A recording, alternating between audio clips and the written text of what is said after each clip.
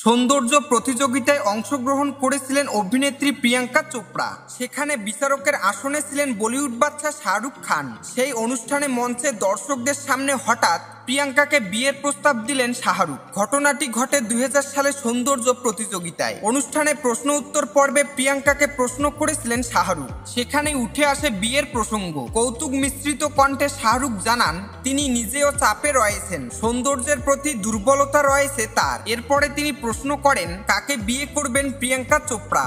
তিনজনের নাম উপস্থাপন করেন শাহরুখ খান। মোহাম্মদ আজহার উদ্দিনের মতো খেলোয়াড়, যিনি সারা বিশ্বে দেশের নাম উজ্জ্বল করছেন, যার জন্য গর্ববোধ করবেন তিনি, অথবা কোনো ধনী ব্যবসায়ী যিনি বহুমূল্য অলংকারে সাজিয়ে তুলবেন প্রিয়াঙ্কাকে, নয়তো শাহরুখের মতো একজন বলিউড তারকা যিনি এই ধরনের কল্পনা ভিত্তিক কঠিন প্রশ্ন করবেন। প্রশ্নের জবাবে খেলোয়াড়কে বেছে নিয়েছিলেন অভিনেত্রী। তিনি বলেছিলেন, বাড়ি ফিরে আমার স্বামীকে যাতে বলতে পারি তার জন্য সারা দেশ গর্বিত। নিজের সেরাটা দিতে পেরেছেন তিনি, তাকে নিয়ে মুগ্ধ আমি। সেই সৌন্দর্য প্রতিযোগিতায় সেরা শিরোপা জিতেছিলেন অভিনেত্রী। একটি তামিল সিনেমা করার পরে 2003 সালে বলিউডে অভিষেক হয় তার। ডন ও ডন 2 সিনেমায় শাহরুখের সঙ্গে জুটি বেঁধেছিলেন প্রিয়াঙ্কা।